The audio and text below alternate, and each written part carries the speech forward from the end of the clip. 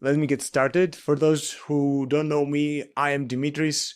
I used to work with low-code applications for the past 7 years, and my goal was to build very fast the solutions companies may need to automate their operations as soon as possible. Because with low-code tools, that was the big pro. We can develop solutions very fast.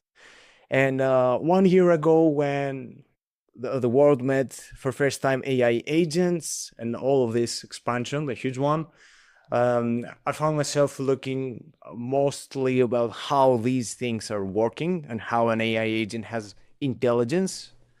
And that was the point where I found a very interesting point, the development of knowledge graphs, which is actually a database that includes information in a way that the machine can query and understand it and can come back with reasonable results. Is everybody familiar with this term? Feel free, guys, to bring any question. Well, I'm not very clear, as you know, Dimitri, so I won't ask a question here. Yeah, please. Well, I've got a question actually. So I'm not familiar with graphs, and I just want to know how it is different from vector databases and how to use them basically. Very good point. There are different types of databases. Okay, everybody knows the column-based databases, which are like the Excel we have. And in the engineering world, people use the SQL databases, which is exactly the same thing, okay? The logic in these databases is that every table has a specific object's records, which means one table can be invoices, so every row is one invoice, okay? So simple. That invoice can be linked with our vendor, and maybe linked with some other information, but the connections are quite strict and we don't have any flexibility. Okay, this is about these databases. Now let's talk about the vector databases. What is a vector database?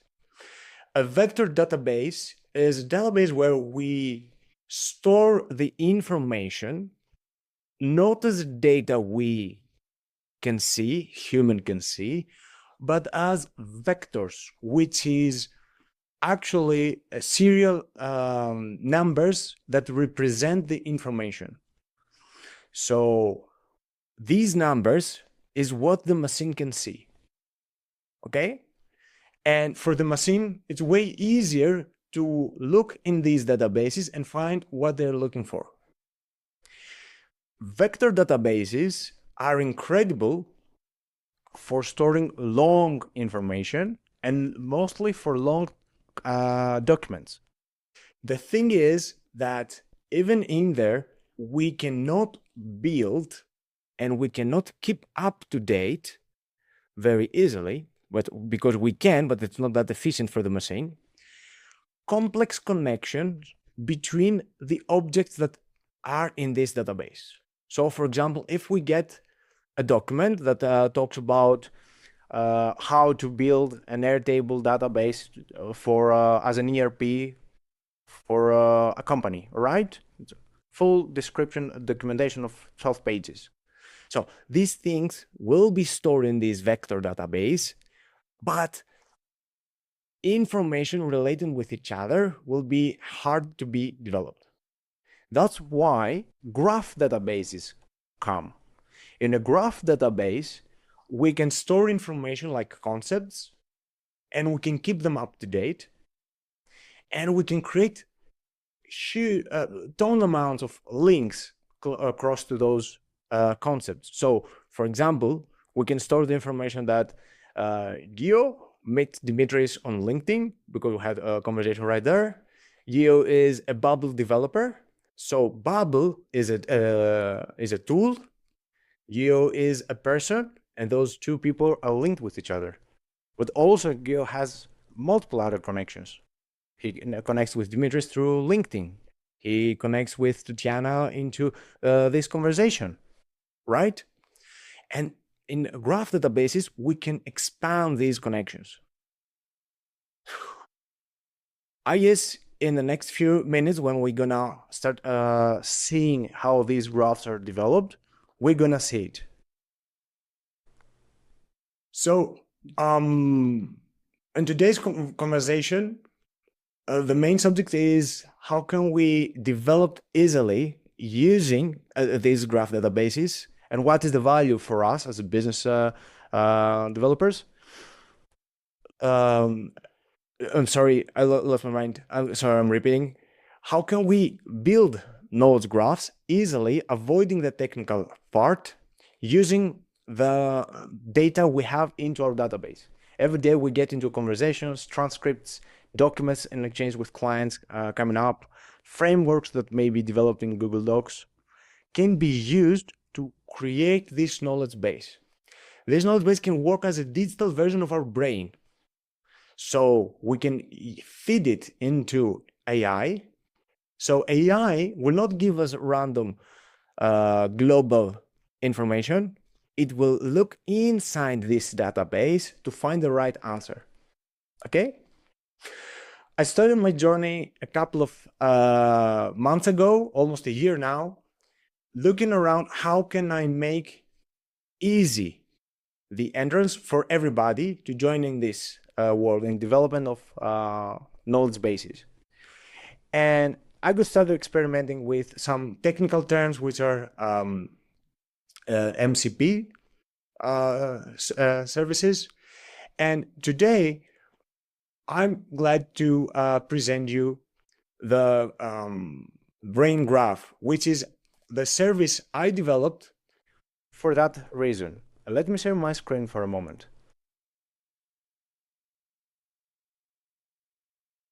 It's here.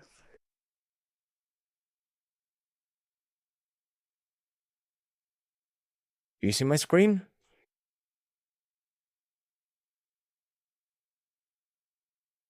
I guess you see my screen now, right? Yes, yep, we see. All right.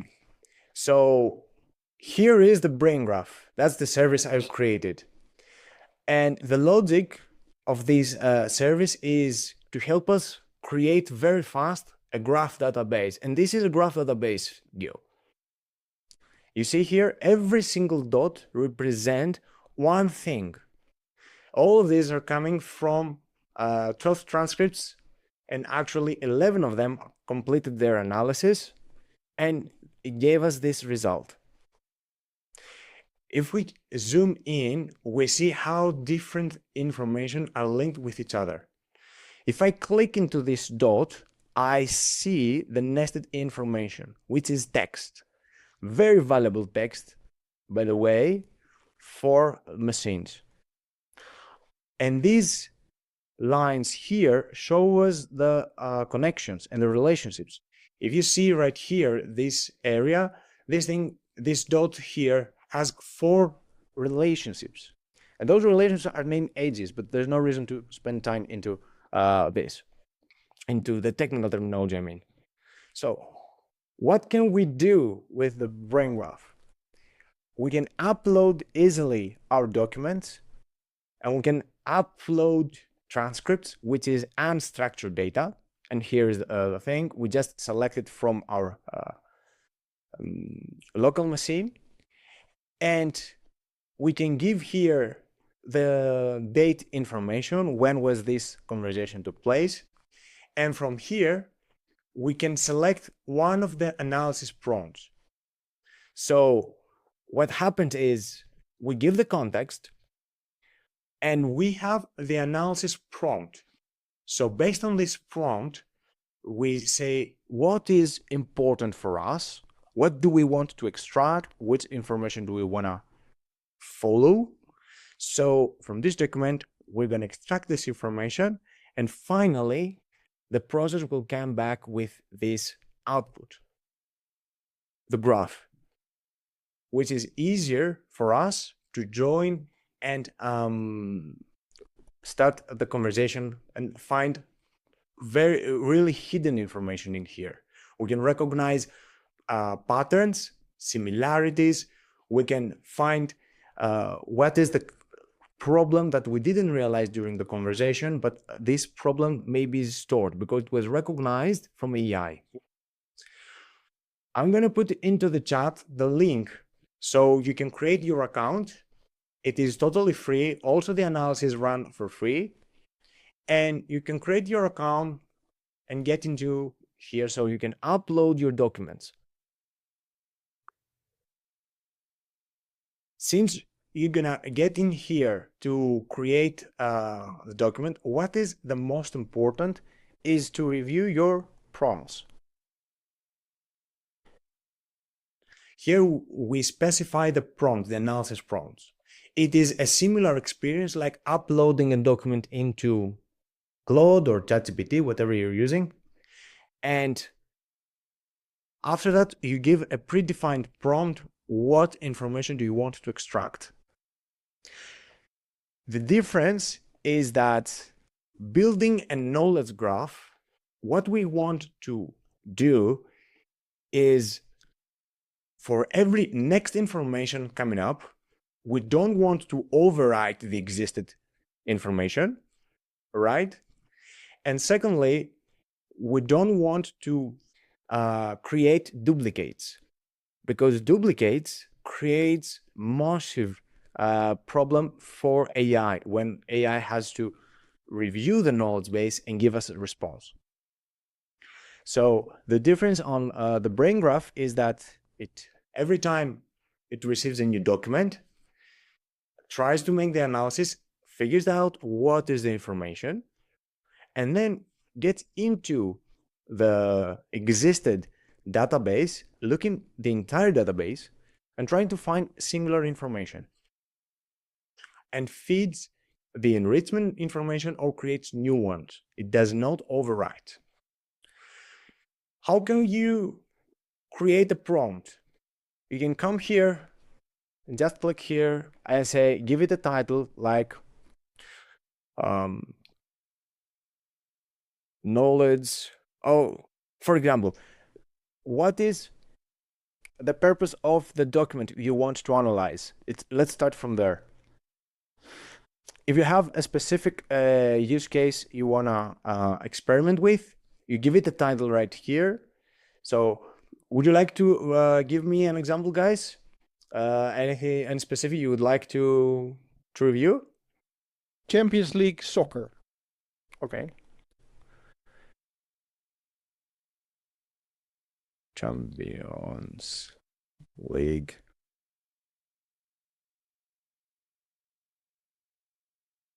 Soccer. Call it football because we're all Europeans. Okay. And let's say that we have a full description from the match, right? We watch the match and we track all of the information. How many minutes every player had the ball and so on. And from this transcript as a raw text, we want to extract the information. So we tell here, what questions do we want to answer? Boy, can you give us some ideas? Yeah, who won? Yep. Who scored? Who scored the goal? Okay. How many red cards? How many yellow cards? How many yellow? How many? Here's an interesting one, and this is what I'm trying to figure out, Dimitris. Show us plays or actions that almost led to goals or that were important for the match. So not a red card, but maybe something else, right? Or not a goal, but maybe something else. So you create like, how would you create a 5-minute summary of the match in a video, right? Because it's not just the 3 goals and the 2 red cards and the 5 substitutes. It's what actually happened in the match. What's the real story of the match? Does that make sense? Mm-hmm. So I would say we turn the highlight. Yeah. of the maths. Important highlights, right? And I stress that because who determines what's a highlight? And now you gave us an incredible example. Sorry, and let me explain it. If we give it like this, for example, an important highlight of the maths, it is not very well specified. And this is a really fundamental principle when we work with knowledge bases. The more we specify what we count as an important highlight and what is not important, and what is the fact that is not a highlight, the better for AI to recognize what we want to track into the document. So let's keep it as a rule for next steps. And now I'm going to move forward with this one. We see the prompt here at the top. And if I can click, this is not a prompt that can return us a valuable information, a valuable analysis from our document we're going to upload. So we have the AI assistant right here, and we can ask it to give us the final prompt. Give me the final prompt for the analysis of football match. And we wait. Now what happens behind the scenes? And the machine reads our input, what we gave it here, and it has a predefined list of rules I gave it from previously. So it knows how this prompt should look like. And it structures it, and it's gonna give it to us. It takes a few seconds. And opportunity for us. If you have any questions so far, please feel free to bring it into the conversation. Oh. Here is the response. And with this button, we can apply it. So this is a fully detailed prompt that will help AI to understand what is important into our document and what we have to track. Yes, boy. Sure. So I do this, right? What I found was those prompts are so long that it takes forever to read through them to determine whether or not they are correct. They're probably correct, but because they're so long, they're also very narrow. Right? So here's a question: if the prompt is as long as it is, like it's like 3 pages, is then the risk that it not captures anything larger than by keeping the prompt shorter and more interpretive? Good point. This is about how AI understands the text. If we achieve to make it shorter and more interpretive, which means more clear about what we are looking for, and we don't mention multiple times the same thing, is the better. Because we ask it to consume less resources to do the job. And this is true, totally true. So that then brings me to stuff that I'm running into is every time I ask, give me the correct prompt, it gives me 4 pages. I'm like, that can't be right. So how do I prompt the AI to come up with the shorter prompt? The thing is, you have to analyze into the context you receive the first layer. What is the most important? What must be, what has to remain as a prompt? And then you have to put your personal experience, what you have to keep. Because if you keep going with AI for AI concept, what's going to happen, machine will bring you out of the goal you have.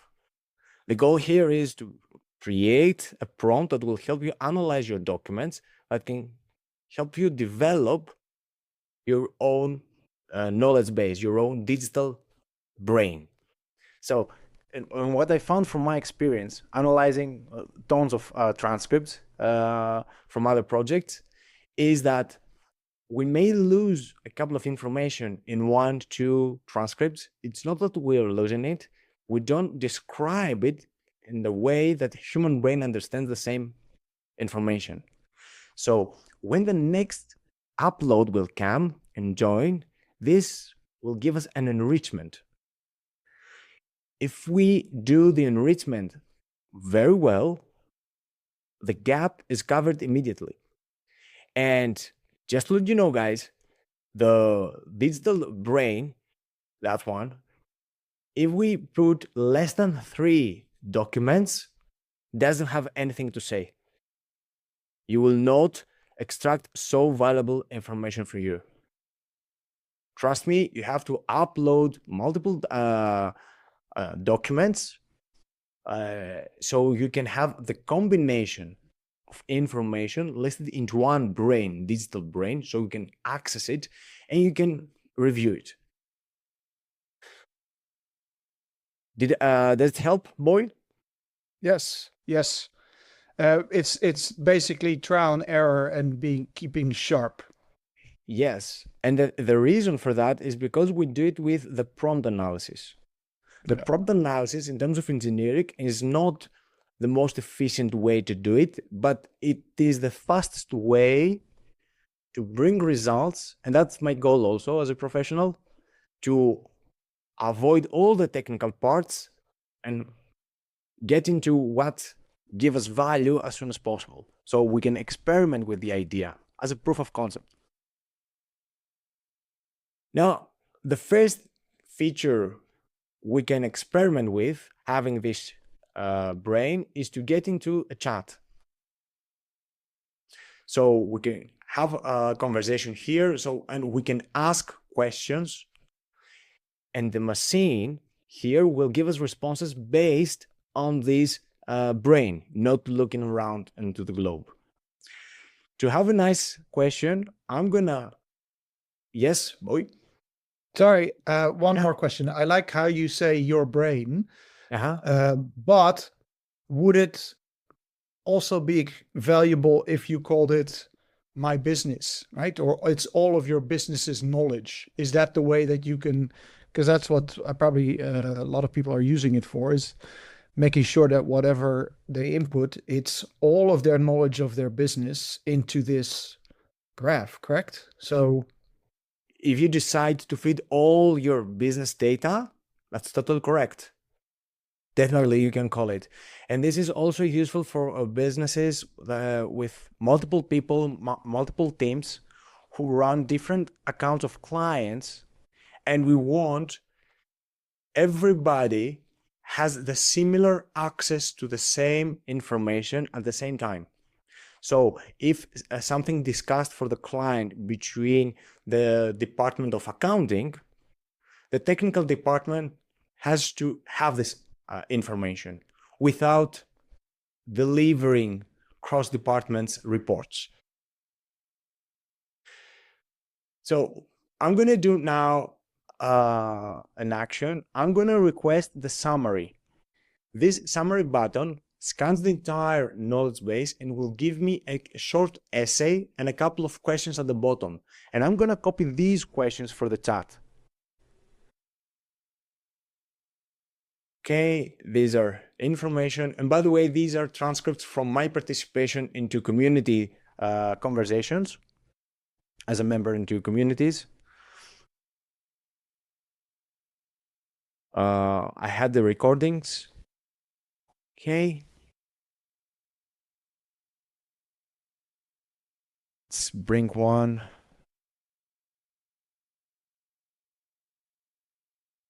Okay, let's take this one, the second one. Copying it. And I will get into the chat.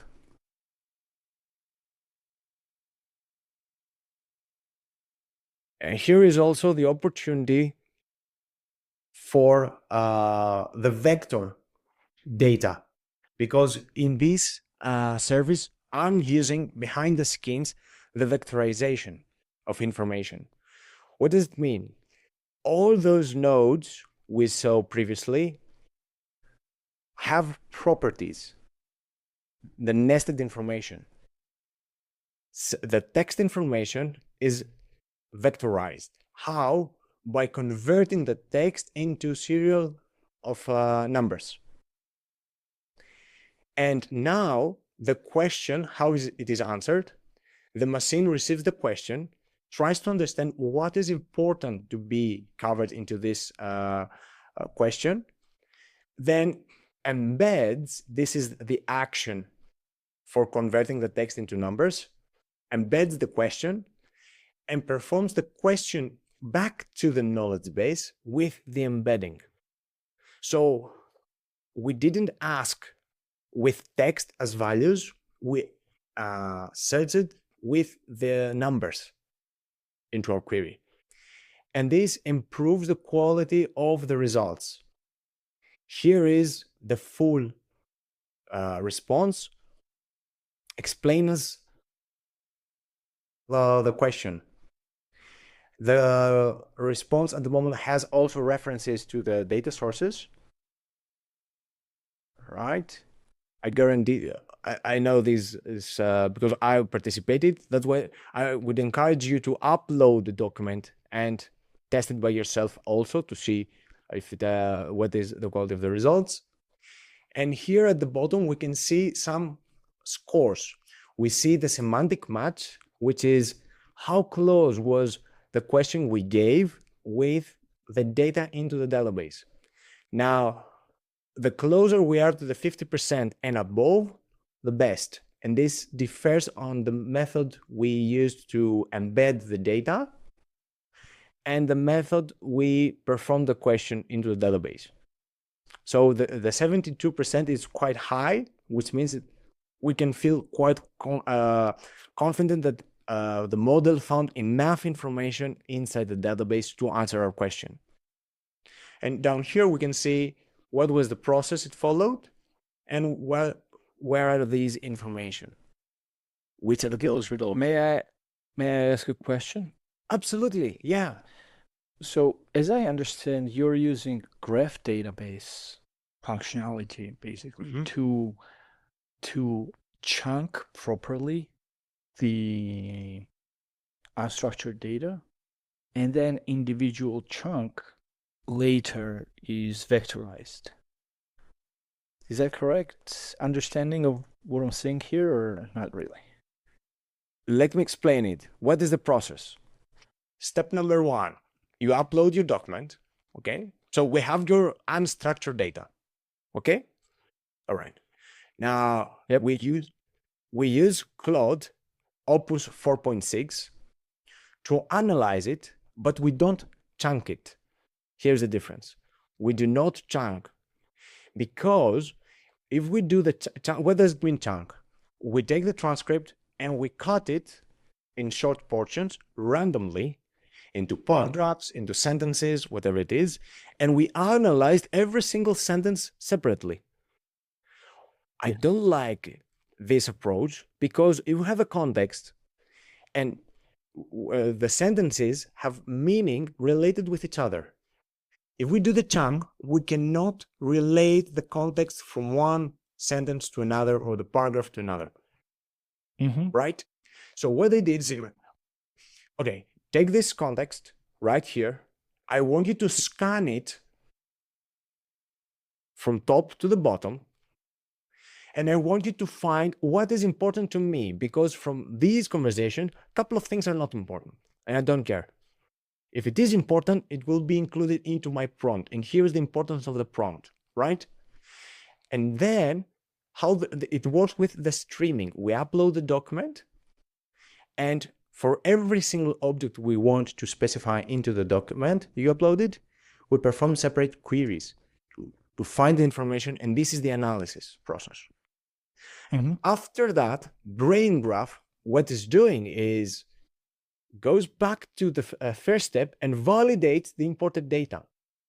So it has the first report, the first version, okay, and analyze it against to the initial document to specify and validate that, okay, this information I found is accurate.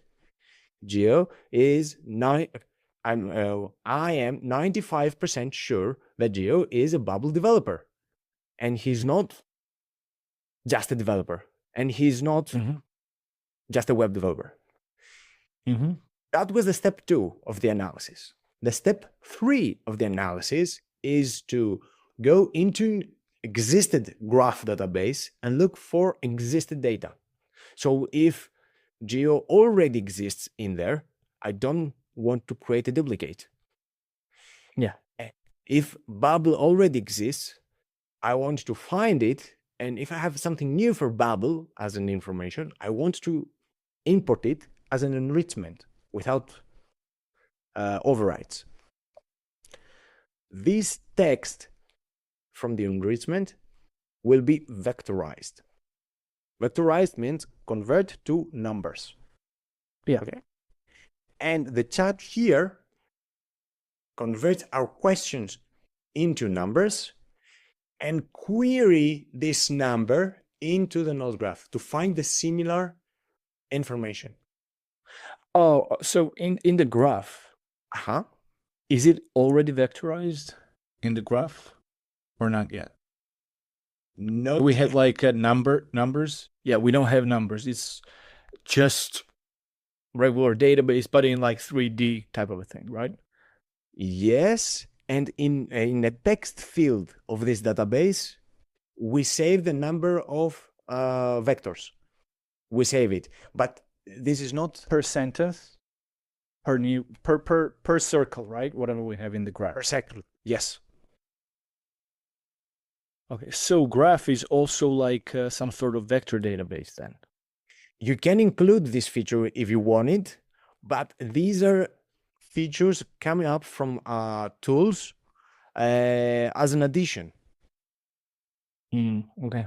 Okay, but you, during the engineering part of this development, you have to think about it and how this thing will take place. So these are things you have to investigate and work on it and make decisions. So when I was building this tool, I didn't want to bother anybody with these technical parts because this is quite technical, and my job is to make the hard things easy things. Added this feature in the background automatically. So the system makes the decision how to vectorize the information. It vectorizes it. And how do I validate that everything is correct? From the quality of my responses. So in my tests, I found valuable results, reasonable responses. If you get into the chat here after uploading your 3-4 documents, and something I would totally encourage you to do, guys, to everybody here, and see that the results are not good, your results are not meaningful, the first layer we have to investigate is the prompt, so we can improve it. And the second layer is to investigate in your project's needs, because maybe your project has separate needs, more specific, where we have to use different analysis approach, which is totally normal. The prompt analysis makes the job to be done faster. It's accurate, but it's not the best case to do. For example, in a medical domain, where the terms are quite complex, we cannot use the prompt because it will create strong confusions. We want to avoid it. So I want to ask you, did you create, guys, your account into the Brain Graph? Did you sign up? You have that? Was everything good? Well, not me. I don't have any data to upload in there for now, and but I'm gonna be like exploring this graph kind of concept a little more, to be honest, and then I'll be I'm not sure if I have like a specific use case for now, but I will definitely be exploring a little more about graphs. That's for sure. Absolutely. And for anything later on, what do you may need? We can chat on LinkedIn. We are already connected. It would be a pleasure. And I'm already running the weekly masterclass for building node graphs. So with this button, you can join those conversations every Wednesday, the same date. I'm bringing the link into the chat. So you can sign up and join these conversations. All right, Dimitris. So I'm gonna drop as well, if you don't mind. Thanks for the very nice intro to graph databases and all that. So yeah, I'll be definitely in touch, like on LinkedIn, as I explore more these AI agents and how to build knowledge bases for companies. Great, that would be a pleasure. All right. Keep in mind what I find from your stories, what is valuable to you in your case study, is to develop a knowledge base, which is the logic and structure mode, and give it to your AI agents. I know you play with that a lot and have technical experience. So this is the point where you have to go as soon as possible.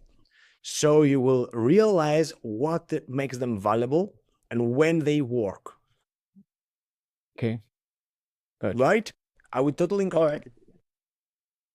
Thank you so much, man. Cheers, man. Take care. Nice to see you. Thank you. Bye. All right. Bye.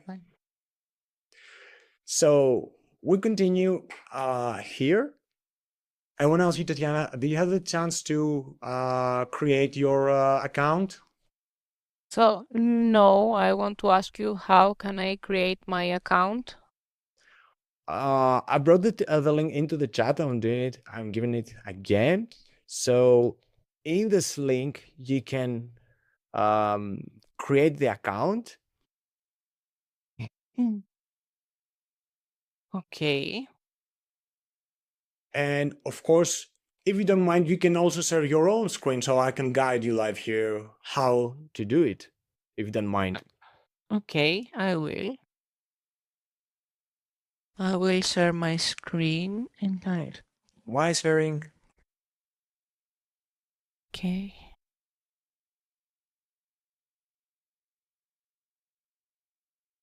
So here I have to input my email.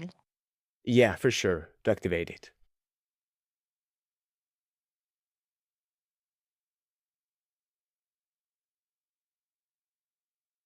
And I have not signed up yet, so shouldn't I sign up first? Yeah, you have to create the account first.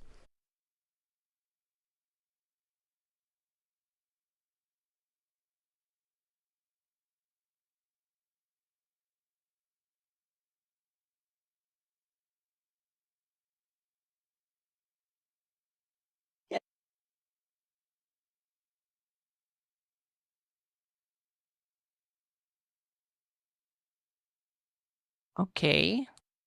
All right. Back to sign in. You can join. You can sign in. I'm gonna I have to confirm my email first. Oh yeah.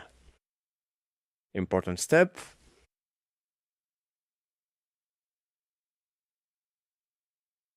Okay, so this is the page. That's true. And here what you see is an empty graph. We don't see any graph because you didn't upload anything, right? I have something to upload. Perfect. Would you mind to tell us what this document about? It's a transcript from interviews. Interviews I performed during my thesis, and it's about the regulation in the pharmaceutical field. So totally different from the technical, the technical background you have. That makes sense, absolutely. And that's the goal here, to have these kind of challenges. So the first step is to create a prompt that will be able to figure it out what was important for you from these conversations and extract them as valuable information for the digital brain, right? Okay.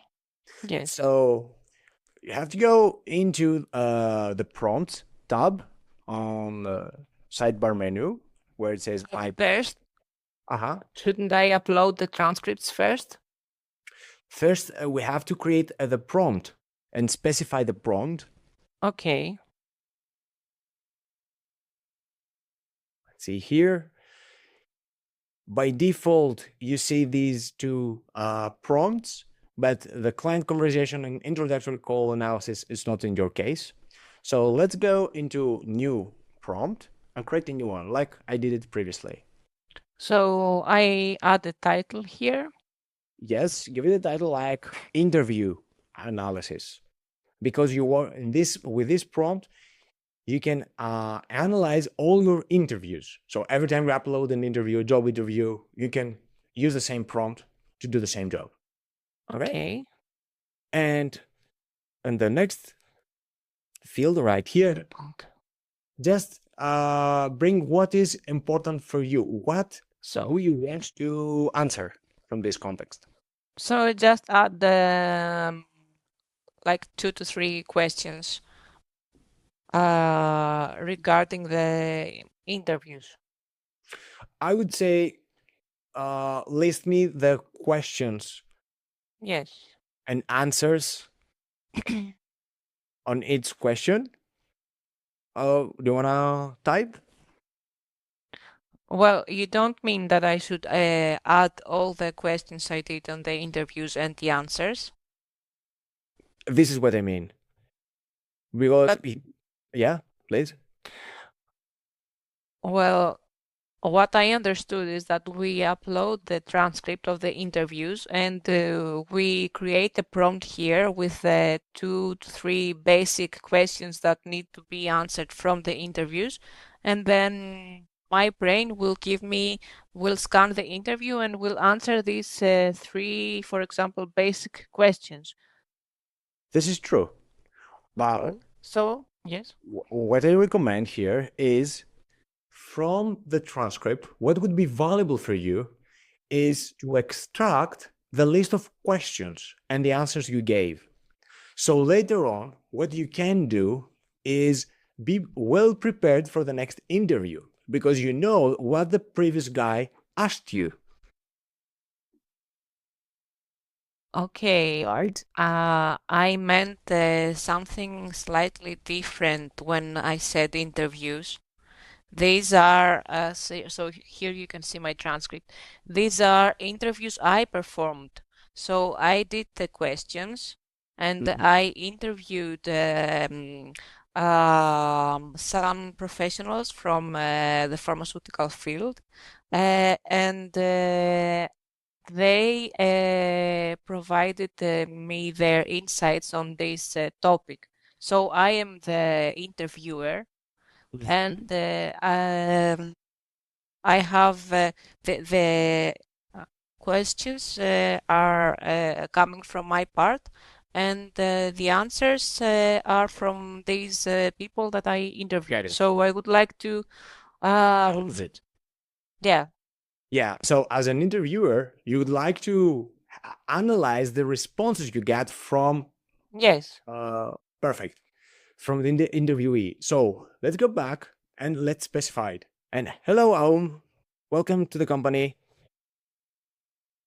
Hello. What we're doing now, we just experiment here with Tatiana. How can we analyze her transcripts into the Brain Graph? The Brain Graph is the service I created to upload our business documents, mostly transcripts, Google Docs, Google Sheets, whatever we have, even PDFs, and analyze them with the value of a prompt. So we feed them into AI. We use a prompt where we specify what is important for us, and this is the case we're running at the moment. And this prompt is responsible to create for us the graph database, which is the digital brain for us. And then we can get into chatting with this brain, we can have our reports and so on. To welcome you into the conversation, are you familiar with these kind of thing, with the nodes graphs and graph databases? Yeah, so it's basically it's the knowledge graphs, right? Yeah. Knowledge graphs, yeah. So I've experimented around AO4J knowledge graphs, but not an expert in it, but yeah, okay-ish. Wonderful. Brain Graph uses Neo4j in the backend, which means the data we extract from the transcripts are fitted into the Neo4j. So, Tatiana, would you like to continue sharing your case to complete? Yes, okay. Yeah. Okay, so would you like me to share my screen again? Yes, please. Okay. And when we complete the prompt, we're gonna see back again with how this works. So, Okay. Tatiana is gonna process conversations, interviews, where she was the interviewer, from her work, right? And she wants to track specific information, right?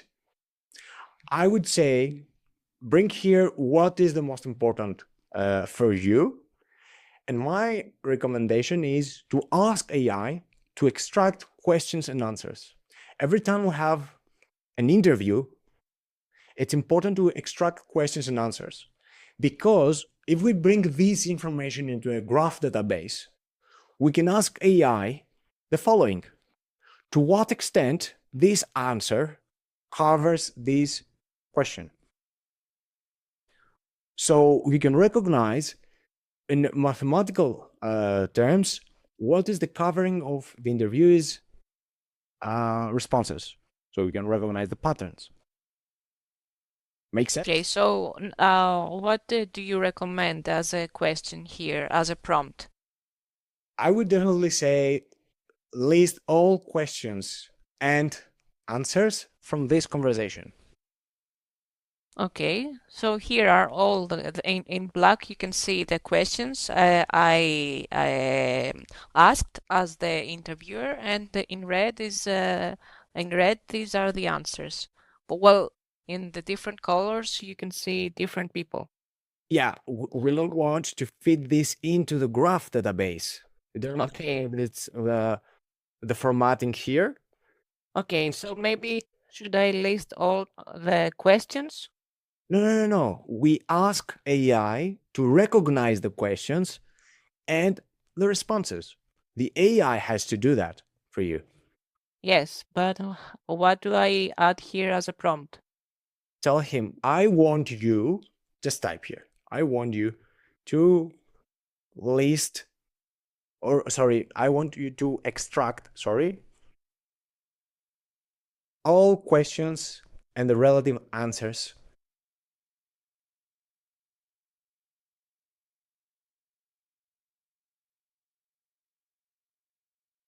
from these interviews. Okay. Give one sentence. I want to track.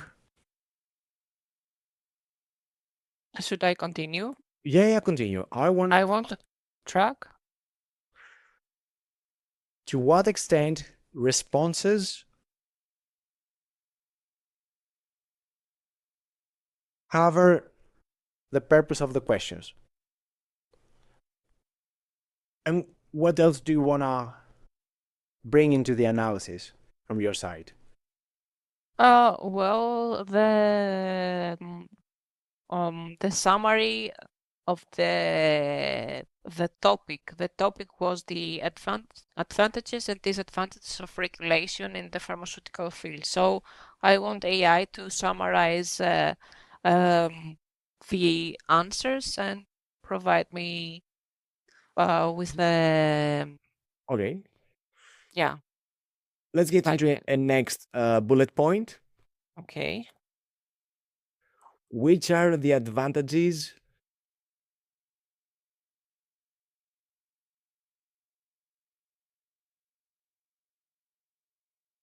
and the disadvantages of regulatory? Here's the thing. At this level, we should not ask AI to summarize our conversation, because what's going to happen, it will take this big text and will summarize it. It's shorter, right? What we wanted to do is to take this big text and convert it into concepts and relationships. Okay. And afterwards, we're going to summarize it from these things. So now we specify what information I want to track. If a software, a tool, or the interviewee's experience is important for you, you have to mention it here. So you can ask AI to extract this information for you. What is the interviewee's working experience, for example? Okay, now I understand. So this is a question for later. This is the question for the AI to figure it out from your context. Okay. So, Can you undo? You need it. Just undo Control Z in your keyboard. That's it. Right. Let's create the prompt here for the analysis. So we'll see the real use case. And you can figure it out afterwards in asynchronous time, and feel free to reach out to me at any time. So okay.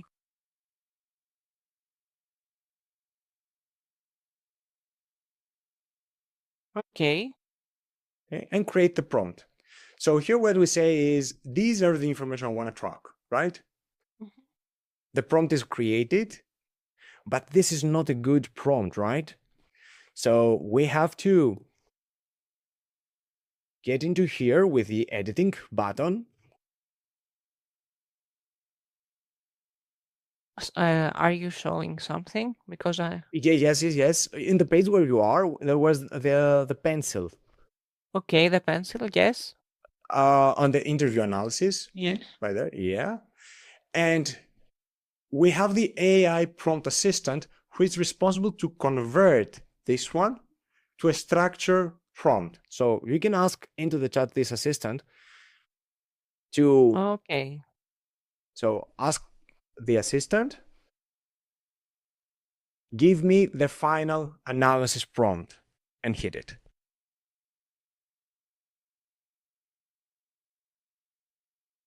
So since you are familiar with Neo4j, the way that Brain Graph analyzes the documents is through the prompt. Okay, we specify what is important, how we want it to extract. It recognizes the schema of the graph database, and it gives us the final data from our input document. All right. Make sense? Yeah. We do not use libraries or technical libraries to extract this information because we won't go faster and have the adjustability based on what is the use case we run. So everybody can use it and get into the development of graph database. All right. So, Tatiana, AI, Yes. The assistant gave you the response, and if you click the button Apply to Editor, it will replace your text with the final prompt, which is 6,344 characters. That's quite big, but it's gonna work. Click Save, and let's go to upload it. Okay. So if you move into Upload document, upload more, yeah? Or even to My Digital Brain, you can upload your document. Okay. Which format is better? I have it in TXT. If you have it in TXT, that would be great, because in TXT we extract, we avoid all the formatting, which is bothering. So let me add this here. Perfect. Now you can specify here the conversation date when it took place. So, and from this field we track the historical data. So you have daily interviews, you can track it.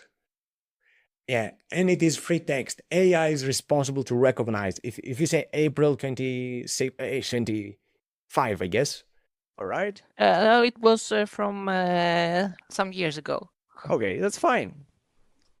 And here in the prompt, analysis prompt, you have to select the prompt you created. Interview analysis, that's one. All right? And click Analyze Transcript. That was it. Okay. So what's happened now?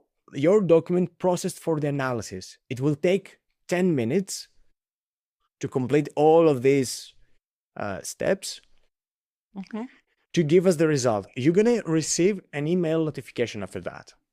Now, please I would like to ask you to turn off your sharing screen, to show back my screen, so I can see my results from what I created from my analysis. Here. Can you see, guys, my screen? Yes. Yes, we can. All right. So as I said previously, what I did was I took 12 transcripts, uploaded them in a similar way like Tatiana did right now, and I created this graph into my database. This graph lives into Neo4j, and for me, I can save here my personal Neo4j database. So let's say if Tatiana has her own Neo4j account, she can come here, feed the credentials, and so this data will not live into the Brain Graph database, but it will live into her database, keeping the transparency and data totally secure, right? Because the purpose of this project is not to acquire the knowledge from you, but it helps you to build the graph database for you. Running this step, I can get the summary and here is the summary step, and the process now scans the entire database, extract information, and give us the summaries. So now it compresses all of this information into short text, and we'll come back with a couple of questions at the bottom. We're going to select one and bring it into the chat and see how valid this is. And Aom, of course, please feel free to bring into the chat any question you may have so far. Sure. So I'm going to copy this one. And we can get here into the chat. I'm going to start a new chat. And it starts. And how it works, the data into Neo4j are vectorized. Not the entire node, but only the text parts of the properties. And now, when we give the question, the AI that is behind the brain graph is responsible to recognize what is important for us from this question, all right? And perform the semantic search to find the similar information into the database. And from these nodes and edges, give us the final response. So this is the response it gave me about the question I gave it. And down at the bottom, we see the semantic match score, which is quite high, 72%. And the confidence score is 53. Those two things, if we look at them separately, they don't make any sense. But when we let them close to each other, they make a lot of sense. We want them to be, both of them, close to 50% and above, ideally. But if we see something like 60% semantic match and 45% in cloud confidence, this means that we didn't have enough data into the database to give accurate response, but it uses what we have. And when we see them, both of them below the 50%, it's an alarm that, okay, we may miss information, or because of the prompt, or because of the input we gave. And down here, we can see what was the process to create the response, and which are the nodes and edges that have been used to create the response. I guess you are quite familiar with these terms from Neo4j, right? Yes. Great.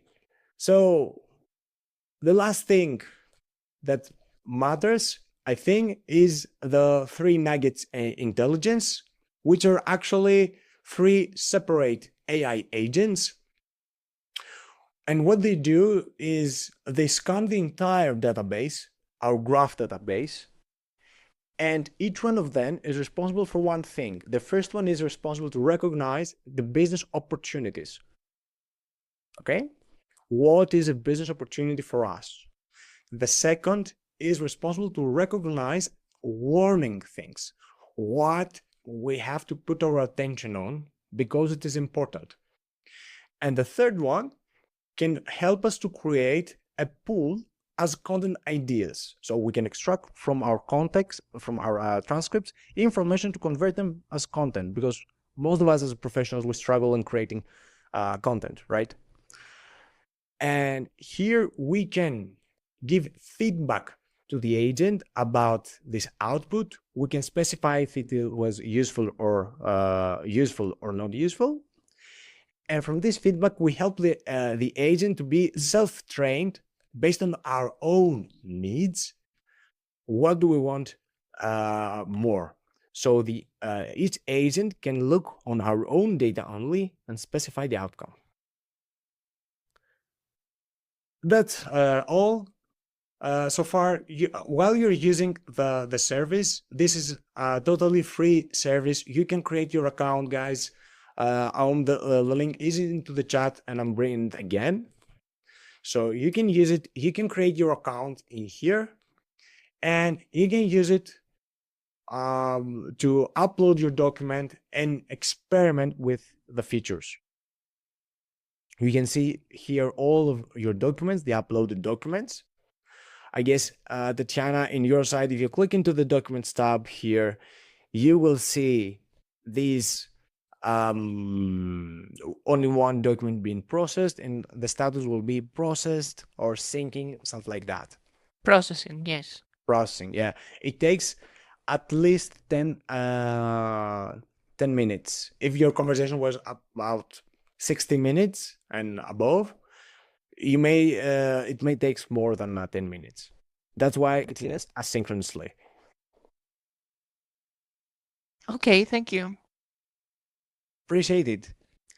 Any questions so far, guys? Yeah, I have a few questions. Absolutely, please. Sorry that I joined late.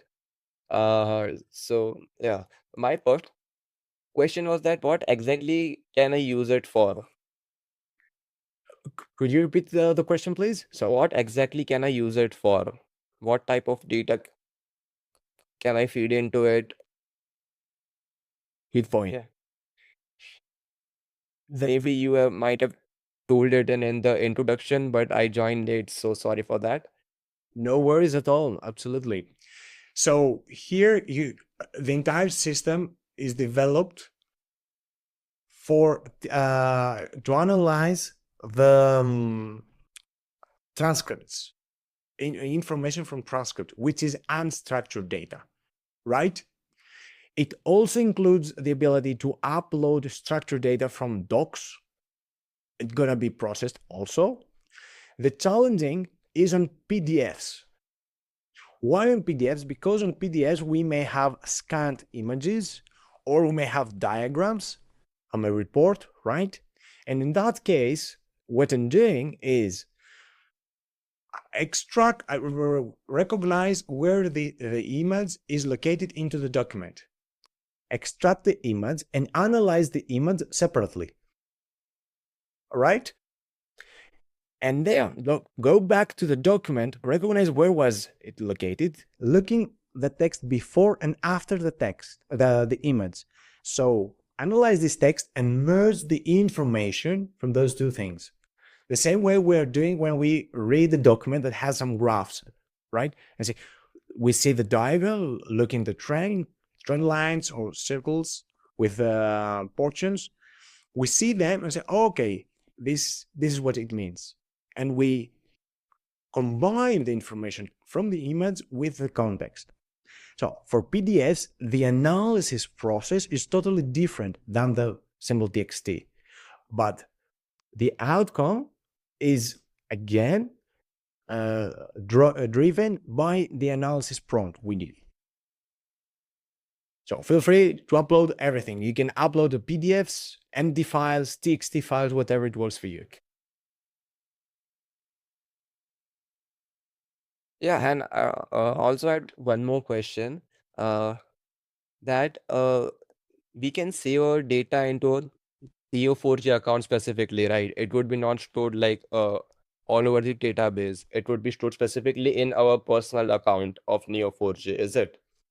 That's true. If you use Aura Neo4j instance, when you create your instance, you get the credentials down here for the Neo4j. Right. You need the URI and the password.